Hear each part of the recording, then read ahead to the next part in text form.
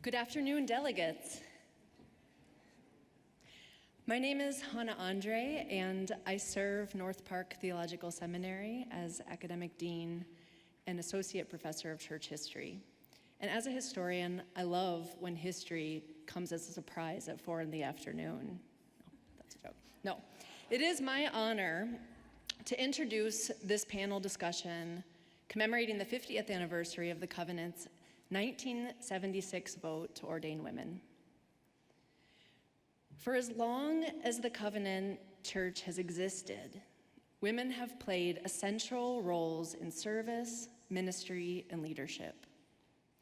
The common priesthood that is so central to our pietist identity has always included the ministry of women. Across the entirety of our denomination's history, women have served as educators, organizers, missionaries, and parish workers. Named and unnamed, these women served and led without the formal designation of ordination. Yet until 1978, nearly 100 years of the denomination's history, the formal ministerium of the church was comprised entirely of men, and every conference superintendent and executive minister was a man. The possibility of women's ordained pastoral ministry and leadership was introduced 50 years ago at the 1976 annual meeting, when delegates voted to, quote, go on record favoring the ordination of women. So this annual meeting marks 50 years since that consequential vote. This history, like all history, is complex, holding both growth and growing pains, joys to celebrate and wounds to lament. This tension is captured well in the outcomes of two motions considered in 1976 by delegates sitting in your chairs. The first, better known, motion reads, the Board of the Ministry, with the approval of the Covenant Ministerium, recommends to the 91st Covenant Annual Meeting that the Church go on record as favoring the ordination of women. This motion passed after what meeting minutes describe as, quote, lengthy debate, pro and con, revolving around such issues as scriptural basis and the interpretation of biblical references, qualifications for the ministry, and the definition and/or limitations of the term ordination, the respective roles of men and women in the ministries of the church, the practicality of women serving in pastoral capacity, and the individual's sense of responsibility to the call of God. A second, less remembered motion was brought immediately after the first passed. It was moved that the Board of the Ministry, in consultation with leaders of Covenant Women and the Covenant Executive Board, institute a denomination-wide program of information, education, and placement in the matter of employment of qualified ordained women in local parishes. The motion was lost. The Covenant would spend decades making up for this second decision. 2 years later, the first women were ordained at the 1978 annual meeting, Carol Shimon Nordstrom and Sharon Hughes Tremper. And each year after, their numbers grew, slowly but steadily. In 1988, Reverend Mary Miller, the sixth woman ordained, conducted a survey to capture how clergywomen had fared in the 10 years since those first ordinands. Her study revealed deep pain among this pioneer generation of Covenant clergywomen, at that time numbering 23, many of whom had been affirmed by the denomination in their ordination, but could not find placement within Covenant congregations. Miller's study was replicated at the 2-decade mark by Isolde Anderson, inaugurating a tradition of decadal studies that has been followed since, most recently, this past year, led by Dr. Michelle Dodson. These studies have made visible both individual experiences and larger trends, and have prompted denominational examination and response. The 20-year study revealed growing discouragement, with 2/3 of respondents expressing dissatisfaction or neutral experiences, and on the whole calling for more intentional action and education from the denomination. In 2000, then Covenant President Glenn Palmberg responded by calling a denomination-wide consultation on women in ministry, at which barriers were identified and frustrations expressed over the relative absence of a denominational strategy for moving from legislated change to cultural change, so that the pastoral gifts of covenant clergywomen could be fully received. In response to this watershed event, the Commission on Biblical Gender Equality was established, and resources for congregations were commissioned and produced, including the called and gifted resources, doing what the failed 1976 motion had proposed.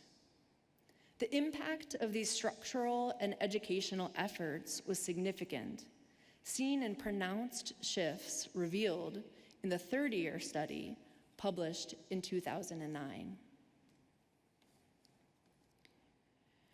Beneath and across these 5 decades, its timeline of meetings, votes, and publications are stories, personal experiences of both the fruits and the pains of ministry, calls fulfilled and calls frustrated, stories that continue today as our past offers an ongoing call to live ever more fully into the decision made in 1976.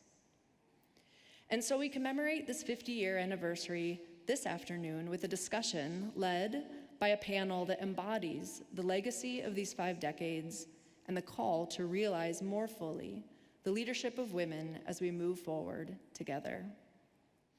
Introducing our panelists and leading our discussion is Reverend Dr. Devin Chambers Johnson. Pastor Devin brings to the conversation her experience as a covenant clergywoman and her doctoral research, in which she proposed a framework that she'll offer today as a tool for moving our community to more fully realizing the decision made in 1976. Devin. Thank you. Thank you, Dr. Andre. Such an honor to be with you this afternoon. If you were at Midwinter, some of this might be a little bit of review for you, but I think obviously the conversation still merits discussion because we still have a long way to go. From 2017 to about 2020, when we all know what happened in 2020, I spearheaded an initiative called 4 More Women in the Pulpit, which was a grassroots effort encouraging male lead pastors to invite 4 more women into their pulpit in the coming year than they had in the previous year. And if you saw an uptick in women preaching in your congregations pre-COVID, this is probably why. But this initiative got me really thinking about what the church could look like if women were really able to fully live into their call and live into their gifts. Because ordination is not enough if a woman cannot find a call or sustainable employment. In 2017, at the beginning of the 4 More Women initiative, just under 6% of ECC churches had a woman in a lead or co-role.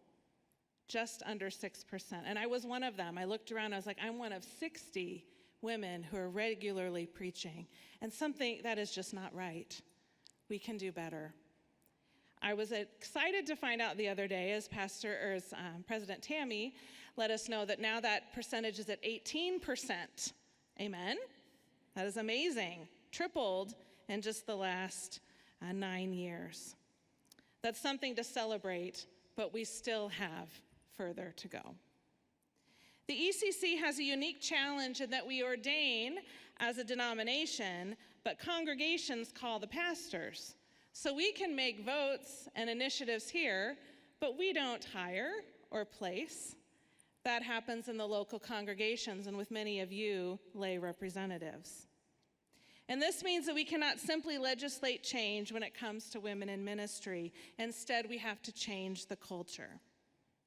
So the question for my doctoral work in 2020 was, how do we do that? The million-dollar question, right? How do we do that?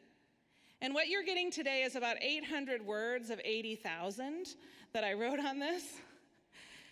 So if you have questions or you think I missed something, please talk to me, because it's probably in the 80,000 words that I don't have time to get to today.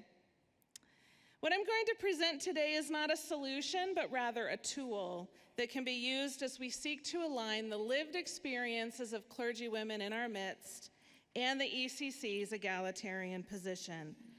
It's a tool that we can use to match reality with our aspirations, because right now they're not matching.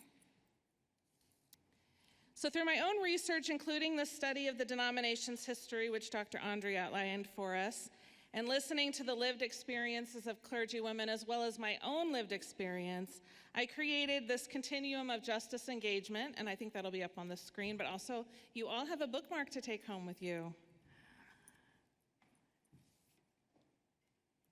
As Dr. Andre mentioned, on that pivotal and important 1976 meeting, there was the vote to permit the ordination of women that was passed, but also that they voted down the additional efforts to educate churches and advocate for women. And we have been trying to overcome that for the last 50 years. And I would describe those early years in the ECC, as I've done research the history, as a space where women in ministry were largely tolerated. Even many who personally didn't want to have a woman pastor might have voted for the motion because they thought it would be okay for someone to do over there or someplace else, okay? So it was tolerated as an option in the denomination. Now, I come from a long line of Southern Baptist preachers. If you got me preaching, you would be able to tell that. Perhaps, and you've noticed that the SBC has been in the news a lot lately over this issue of women in ministry. And in fact, they're actively legislating limitations on women in ministry, pulling back so that women cannot even be called pastors in whatever context that they are fulfilling. So let us not take our progress for granted, is what I want to leave us with today. But also that this is my history, this is where I come from, this is what God, I say, lifted me out of and brought me to the covenant, so that when I was discerning a call to ministry, I was in a welcoming and inviting space, praise be to God. But thankfully, my own family, when I came forward with a call to ministry, my own family, they were not antagonistic. They were largely tolerant of my call. They thought if the ECC would ordain me, and that's great, because I was going to do that over there, right? At the time, they had no intention of changing their personal position, but I was welcome to pursue my call someplace else. So that's where I say we have on our continuum the tolerate, and perhaps you have had an experience of that in your life. The next movement on the continuum I call ally. And as I read the history of the ECC, particularly in the 80s and the 90s, there were some women who continued to find their way to seminary and to ordination, and these individuals had many allies along the way. And how I define an ally on this continuum is someone who is committed to the person, but not necessarily the cause. Okay? They have seen and witnessed a called and gifted woman and want them to personally succeed, but aren't vocal or committed to opportunities for all women. And this is often seen in a compassionate listening ear of a male colleague when a female colleague is lamenting that they cannot find a call, right? You have an ally in that person. He wants you to succeed. But for lay people in the audience, this might mean recognizing the spirit at work in a woman in your congregation, in your midst, while still being uncertain about all the other women in the denomination pursuing calls? You see the difference? Seeing it in an individual, but not committed to the larger issue. When I was in seminary and on my internship, my grandmother, a longtime Southern Baptist preacher's wife, would read all of my sermons. She wanted to see everything I was doing. She saw the Spirit and work in me, and she wanted me to be able to use my gifts, but she never would have said that women should be preaching pastors, at least not without the oversight of a male pastor. Yet she was a phenomenal ally. She longed for me to succeed and follow what God wanted me to do. So that's where we have ally, someone committed to the individual, but maybe not to the larger cause. Our next spot on the continuum is advocate. And this is the part in our denomination's history where ACCW and the Commission on Biblical Gender Equality was formed about 2000. We really dug in and decided we're going to educate people in the way that we had avoided in the past. So curriculum was developed. We made women in ministry a core part of our theology at North Park and in our ordination process. The denomination and individuals started to be committed to not just a few gifted and tenacious women, like my friend Pastor Carol, who we're going to hear from tomorrow night, but became committed to the larger cause as a justice issue.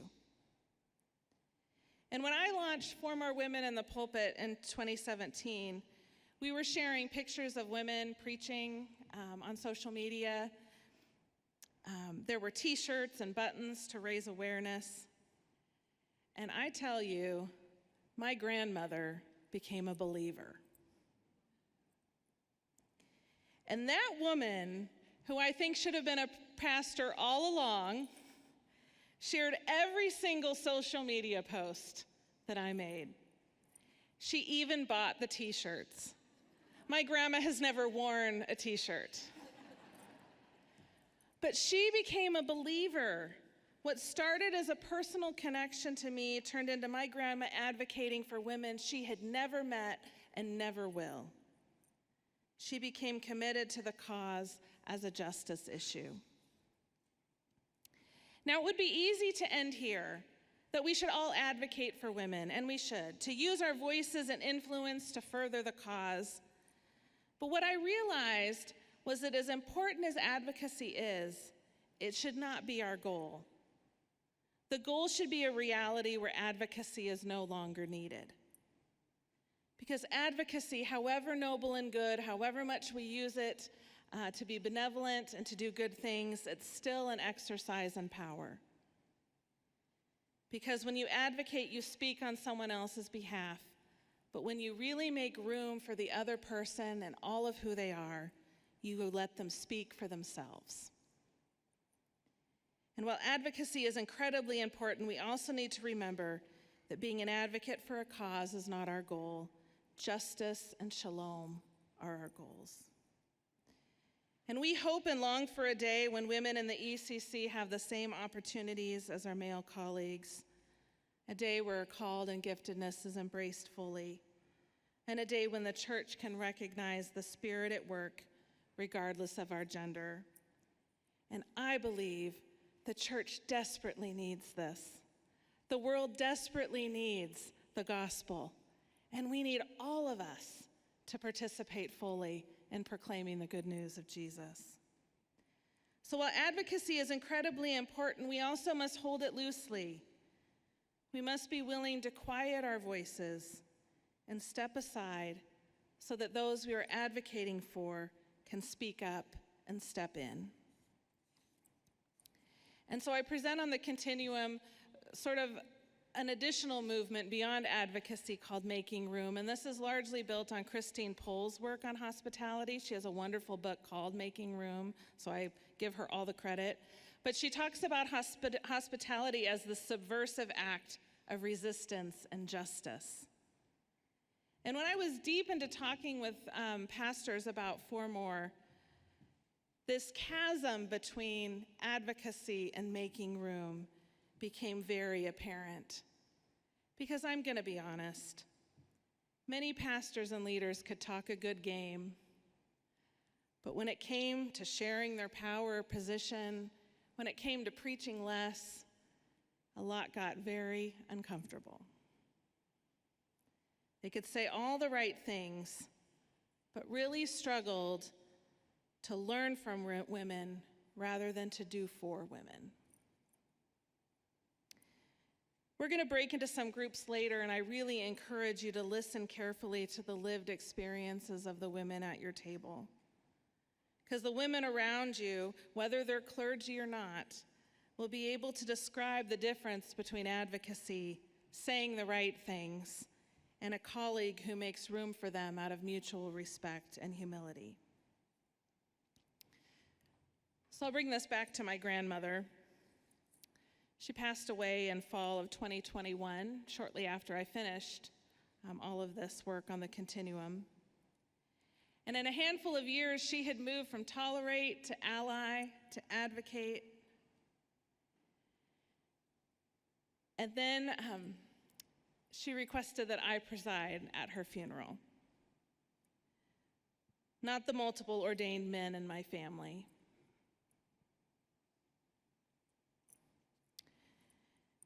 And it was more than sentimentality. She was making room. She knew exactly what she was doing.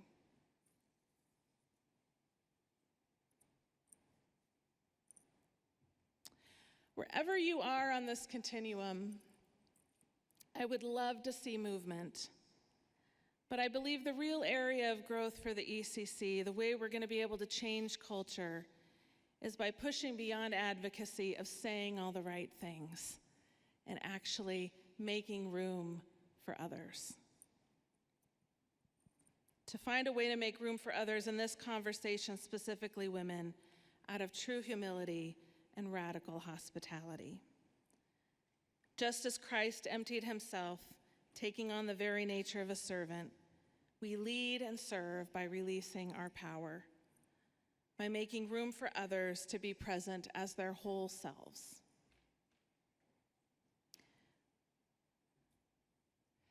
I could present this and leave this, but the real learning comes when we interact with content and have conversations.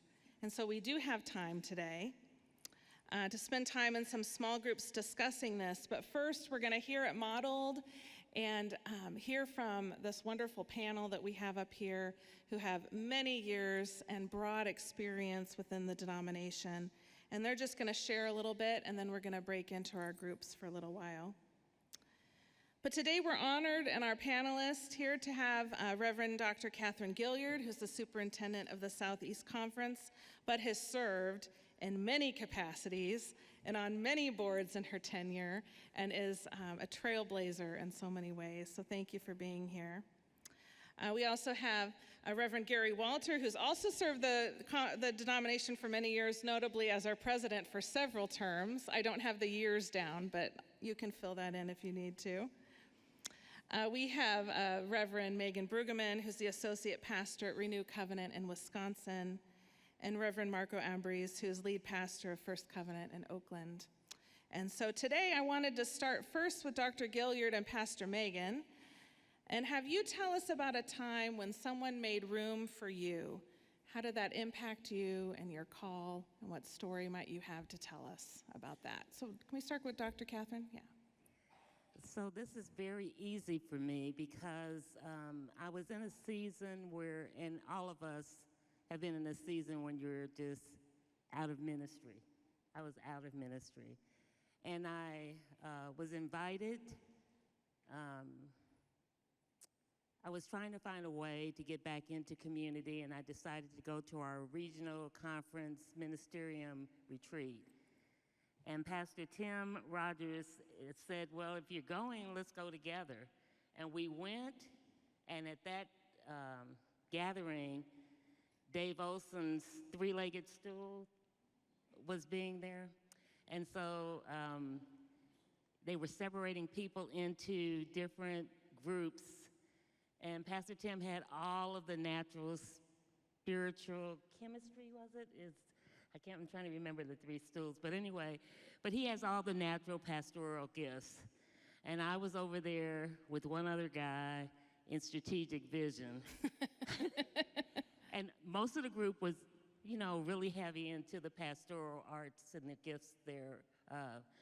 But that weekend, Pastor Tim asked if I would come and visit his church and just tell him what I saw.